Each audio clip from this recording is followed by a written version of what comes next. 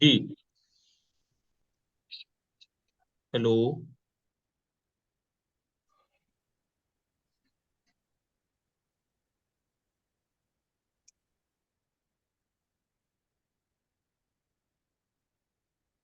Hello. जी, आपकी आवाज नहीं आ रही।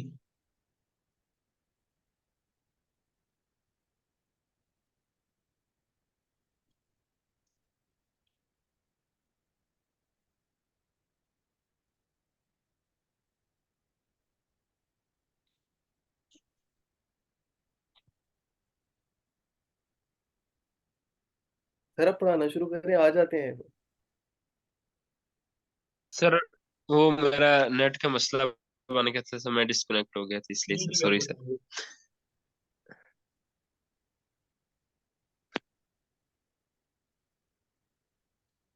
हेलो। सर हाँ नहीं सर, सर आप स्टार्ट करें, ये लास्ट पे ये क्वेश्चन सर पूछ लेंगे। चलें, ठीक है जी। मतलब थैंक्स सर। ओके, तो कल हमने जितने एमसीक्यू सॉल्व किए हैं वो आई थिंक यहाँ तक कर लिए थे, 29 तक। और ये हमने कुछ डिस्कस किया था।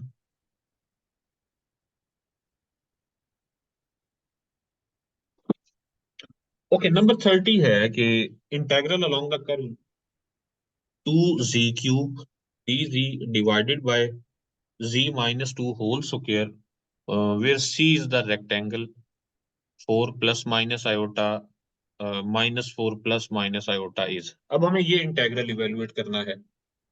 पहले तो देखें कि ये रेक्टेंगल किस तरह की है। ये रेक्टेंगल ऐसी है जिसके ये चार वर्टिसेस हमें बताए गए हैं। कौन कौन से?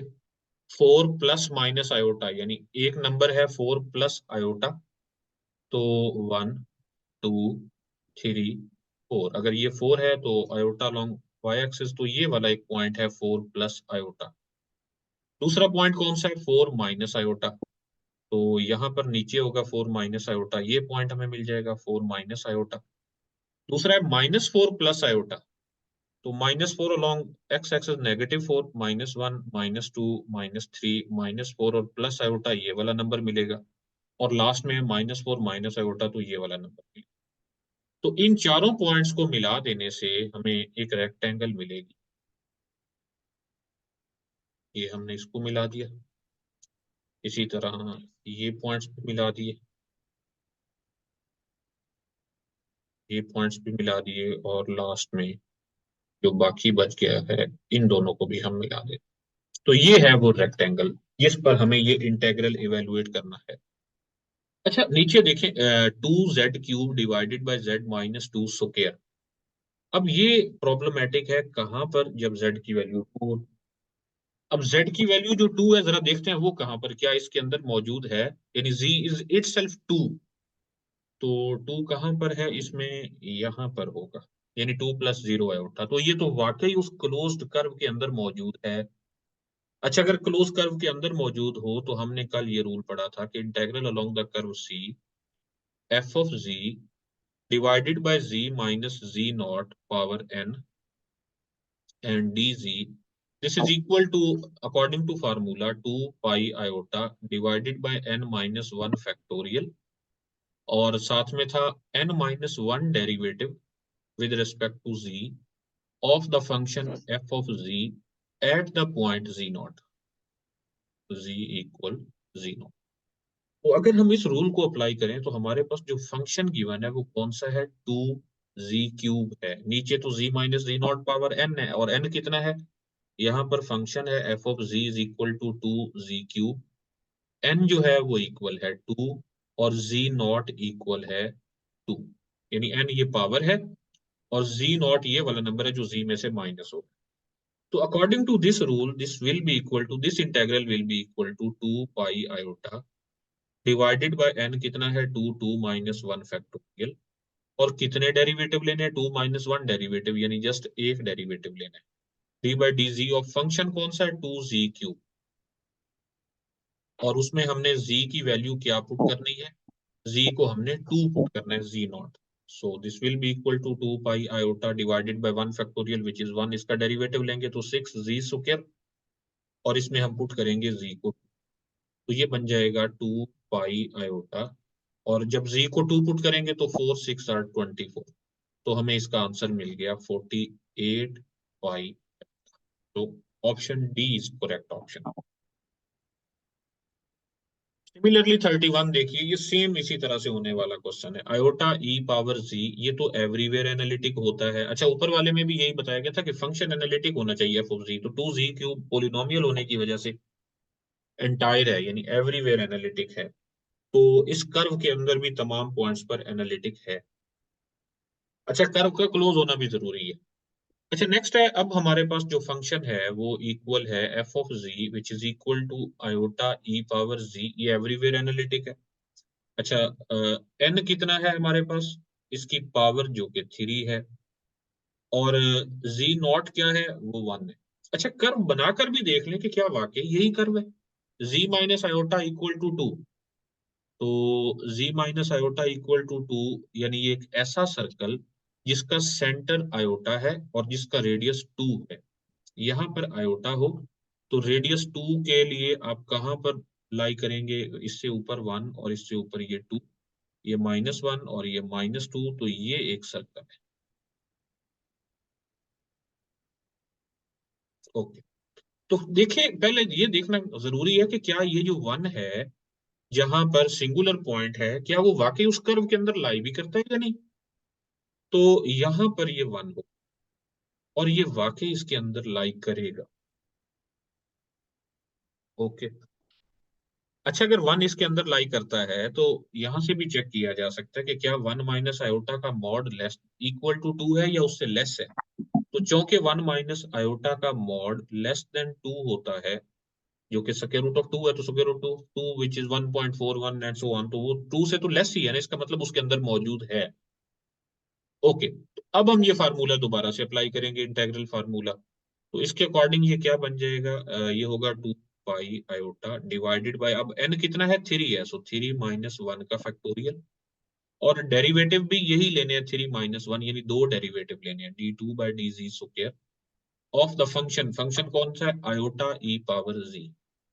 तो कहां पर जब ये हम दो डेरिवेटिव इवेलुएट कर चुकेंगे, तो फिर हम z की वैल्यू 1 पुट करेंगे, तो ये बन जाएगा 2 pi iota divided bye 3 minus 1 which is 2 का फैक्टोरियल भी 2। आयोटा ई पावर जी के दो डेरिवेटिव लेने, आयोटा तो कांस्टेंट है, वो साथ है, एज इट इज रहेगा। ई पावर जी के दो डेरिवेटिव लेंगे तो अगेन ई पावर जी ही मिलेगा। सो आयोटा ई पावर जी, और इसमें हमने जी को करना है 1, सो 2 से 2 कैंसिल, ये बन गया पाई आयोटा स्क्वायर। जब z को हमने 1 पुट किया तो ये जस्ट e पावर 1 बन गया, so this is equal to minus pi e। So correct option is. तो अगर आप गौर करें तो इसमें ज्यादातर एमसीक्यूज इसी टेक्निक से सॉल्व होने वाले हैं।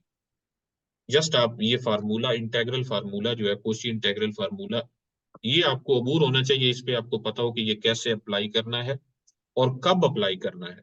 तो काफी सारे एमसीक्यूज इससे सॉल्व हो जाएंगे, और मोस्टली पेपर में भी अगर कॉम्प्लेक्स इंटीग्रेशन से मुतालिक कोई क्वेश्चन आता है तो वो इसी से रिलेटेड होता है, या तो वो कोशी गोरसे थ्योरम से कि function inside of the closed curve zero होता है, तो फिर वो सॉरी एनालिटिक हो तो वो इंटीग्रल जीरो की इक्वल हो जाता है, या फिर कोशी इंटीग्रल फार्मूला से सॉल्व होने का।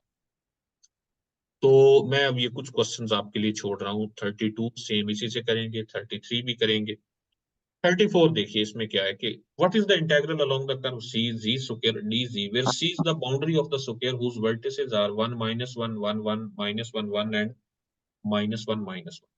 तो जरा कर्व देखें कौन सी है, कुछ चार पॉइंट्स हैं, 1 1 यहाँ पे होगा, 1 माइनस 1 1 यहाँ पे होगा, माइनस वन यहाँ पे होगा, और 1 माइनस 1 यहाँ पे होगा। तो ये इन चारों पॉइंट्स को मिलाकर जो स्क्वायर बनता है, ये हमारे पास कर्व है। अच्छा, तो इस कर्व के अंदर हमने देखना है कि क्या ये फंक्शन एनालिटिक है। जी स्क्वायर तो ऐसा फंक्शन है जो एवरीवेयर एनालिटिक होता है, तो इस कर्व के इनसाइड भी ये एनालिटिक है, और चूंकि ये इस कर्व के इनसाइड भी एनालिटिक है, तो कोशी-गोरसे थ्योरम के अकॉर्डिंग हम कह सकते हैं कि दिस इंटीग्रल इज, ये सिर्फ ये स्क्वायर ही नहीं बल्कि कोई भी क्लोज्ड कर्व हम ले लेते जिस मर्जी शेप की होती तो उस पर इस इंटेग्रल की वैल्यू 0 आती, क्योंकि हर क्लोज्ड कर्व के अंदर तमाम पॉइंट्स पर और उस कर्व के ऊपर तमाम पॉइंट्स पर ये फंक्शन जी स्क्वायर एनालिटिक होता है। यानी इन जनरल आप यूं कर लें कि integral along the curve C an entire function,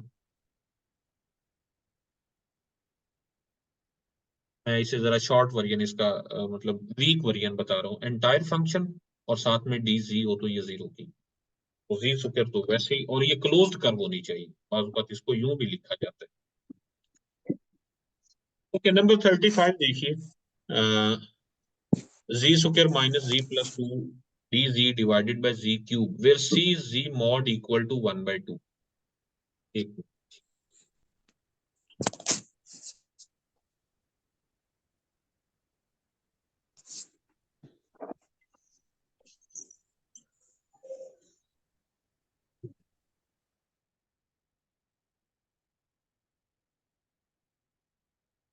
okay, तो नंबर 35 हम कर रहे हैं। जी मॉड इक्वल टू 2, ये एक सर्कल है जिसका रेडियस 1/2 है और जिसका सेंटर ओरिजिन है, तो ये बना लेते हैं। अब मान लें ये 1/2 है। अच्छा, तो अब जी स्क्वायर माइनस जी प्लस 2 है और नीचे जी क्यूब है। जी क्यूब को आप यूं समझिए कि जी माइनस 0 क्यूब है। तो क्या 0 इसके इनसाइड है? तो यहाँ पर मौजूद है। तो हम यहाँ पर फिर से वो फार्मूला यूज करेंगे, Cauchy integral formula. Integral formula जो कि स्टार्ट में मैंने बताया, ये जो ऊपर लिखा के अकॉर्डिंग आप इसे इवेलुएट करेंगे। पिछले वाले क्वेश्चन भी इसी से रिलेटेड है जो मैंने छोड़े हैं, तो ये है कोशी इंटेग्रल फार्मूला, इसको अप्लाई करेंगे और आप सॉल्व कर लेंगे। नंबर 36 सेम उसी तरह से है। नंबर 37 देखिए, integral along the closed curve C z d ji divided by E power z into z minus 1 z minus 2 where C is z mod equal to 3/2, यानी एक ऐसा सर्कल जिसका रेडियस 3/2 है। जरा इसको यहाँ पर ड्रा करते हैं।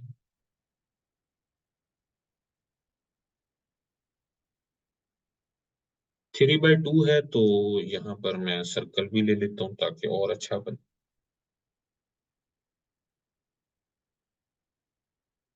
ओके, ये सर्कल है और हम मान लेते हैं कि इसका जो रेडियस है वो 3/2 है, यानी यहाँ पे 1 होगा, यहाँ पे 2 होगा, तो उन दोनों के बिल्कुल दरमियान में है 3/2, 1.5 होता है ना। अच्छा, तो अब इस पूरे फंक्शन को भी जरा गौर से देखें, G divided by E power G G minus 1 and G minus 2। अब ये प्रॉब्लमेटिक कौन से पॉइंट हैं? एक तो z इक्वल टू 1 है और एक z इक्वल टू 2 है। ई पावर जी तो कभी भी 0 नहीं होता ना, ई पावर जी तो 0 नहीं होता, सो दैट्स वाई एक 1 और एक 2। 1 कहाँ पर मौजूद है? यहाँ पर है। और 2 कहाँ पर मौजूद है? यहाँ पर है। तो हमें तो इस 2 के साथ कोई लिंक ही नहीं है ना, ये तो उस क्लोज कर्व से बाहर है, तो हमारे लिए ये कोई प्रॉब्लमेटिक पॉइंट नहीं है। हमारे लिए अगर मसला है तो किस में है? z-1 में है। जरा इस फंक्शन को देखें, हम दोबारा कुछ इस फॉर्म में लिख सकते हैं, z divided by E power z z-2 and whole divided by z-1। अगर ये जो ऊपर वाला फंक्शन है सारा, इसको हम एफ ऑफ जी मान लें तो कोई मसला नहीं है। ये एफ ऑफ जी तो इस कर्व के अंदर तमाम पॉइंट्स पर एनालिटिक है ना। c divided by E power z into z-2, ये इस सर्कल के इनसाइड तमाम पॉइंट्स पर एनालिटिक है। तो प्रॉब्लम जस्ट z-1 में है, तो इसको हम एफ ऑफ जी ले लेंगे, जी नॉट हम ले लेंगे 1। तो n किसके इक्वल है? ये भी 1 के। तो according to again Cauchy integral formula, it will be 2 pi iota divided by n-1, यानी 1-1 फैक्टोरियल। और डेरिवेटिव कितने लेने हैं? n-1, यानी zeroth derivative. Zeroth derivative mean again function. तो फंक्शन में हम z divided by E power z into z-2 में z नॉट पुट करने वाले हैं, यानी z को क्या पुट करने वाले हैं? 1। ये बन जाएगा 2 pi iota divided bye 0 factorial जो कि 1 है। z को 1 पुट करेंगे तो ये बन जाएगा 1 divided by E power 1 into 1-2। So this is 2 pi iota divided by ये माइनस माइनस ई है, तो ये बन गया -2 pi iota divided by e. Correct option is B. Okay, तो ये पहले वालों से थोड़ा सा मुख्तलिफ क्वेश्चन था। तो समटाइम ऐसे भी हो सकते हैं कि नीचे कुछ फैक्टर्स दिए गए हों और उनमें से कुछ ऐसे हों जो बिल्कुल होम्योपैथी हो, जो प्रॉब्लमेटिक ना हो। जैसे Z-2 इसमें कोई इशू नहीं कर रहा था, इसलिए हमने Z-2 को और ऊपर भेज दिया। अगर हमारी कर्व ये होती, चले इसको एक और तरह से भी देख लें। अगर ये सर्कल जो है ये हमारे पास ना होता, बल्कि सर्कल इतना सा होता, ये वाला सर्कल होता, तो अल्टीमेटली अब आप देखें इस सर्कल के अंदर तो कोई भी पॉइंट प्रॉब्लमेटिक नहीं है ना। जो दो पॉइंट हैं 1 और 2 वो तो बिल्कुल बाहर हैं। तो इस कर्व पर ये जो इंटेग्रल होना था ये 0 होना था, क्योंकि उसके अंदर तमाम पॉइंट्स पर ये मुकम्मल function z over e power z, z-1, z-2 इसके अंदर तमाम पॉइंट्स पर एनालिटिक होता। और अगर कर्व ये होती, चलें इस तरह से भी देख लें, हमारे पास सर्कल ऐसा होता जिसमें ये दोनों पॉइंट्स आ रहे होते। तो कल हम इस तरह का कुछ क्वेश्चंस कर भी चुके हैं। यानी फॉर एग्जांपल ये वाला सर्कल है और इसमें 1 भी आ रहा है और 2 भी आ रहा है, तो अब ये दोनों पॉइंट्स प्रॉब्लमेटिक हैं। तो पहले तो हम इसकी पार्शियल फ्रैक्शन करते। पार्शियल फ्रैक्शन करने के बाद Z-1 सेपरेट हो जाता, Z- सेपरेट हो जाता और फिर हम इसको सॉल्व करते। तो नेक्स्ट 38 देखिए, integral along the curve C sin pi z square divided by Z-1/2 square. अब ऊपर जो फंक्शन है साइन पाई z स्क्वायर, ये तो एंटायर फंक्शन है। तो अगर प्रॉब्लम है तो कहां पर ये 1/2 है, not 1/z, 1/2। So Z-1/2 square. तो 1/2 क्या उस सर्कल में मौजूद है? Z mod इक्वल टू 2, तो एक सर्कल है जिसका रेडियस 2 है, तो 1/2 यहाँ पर मौजूद है, इसके अंदर मौजूद है। तो सेम कोशी इंटेग्रल फार्मूला दोबारा से आप अप्लाई करेंगे। 39 में भी कोशी इंटेग्रल फार्मूला, 40 में भी कोशी इंटेग्रल फार्मूला। tan पाई z अपनी डोमेन पर एनालिटिक है और z mod इक्वल टू 1/2 इस सर्कल के अंदर ये फंक्शन एनालिटिक है। और नीचे Z-1/4, 1/4 भी उस सर्कल के अंदर मौजूद है, पावर 3 है। सो Z0 ले लें 1/4, n ले लें 3 और फंक्शन ले लें tan पाई c। सेम 41 भी सॉल्व करेंगे। ये सारे कोशी इंटीग्रल फार्मूला से होने वाले हैं। तो मैं काफी सारे क्वेश्चन इसमें लिख चुका हूँ, वैसे मुझे कम लिखना चाहिए थे। तो ये आप खुद प्रैक्टिस करेंगे। इसी तरह -π/2 है, यहाँ पर Z0 n1 है और फंक्शन जो है वो sin 3z है। ये इस सर्कल के अंदर मौजूद भी है। इसी तरह ये भी आयोटा π/2 भी इसके अंदर मौजूद है। π/2 पाई होता 3.14, तो उसका हाफ, तो ये इसके अंदर मौजूद है। सो इस पर भी कोशी इंटीग्रल फार्मूला यूज करेंगे। 44, real part of z d z where C is the semi unit circle. तो ये हम नेक्स्ट मीटिंग में डिस्कस करते हैं इससे ऑन।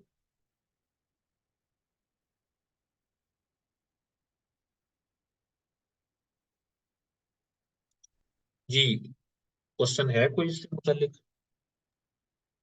सर अगर हमारा न्यूमिनेटर जो है वो एनालिटिक फंक्शन ना हो, यानी कि टेंजेंट हाइपरबोलिक एक्स आ जाए।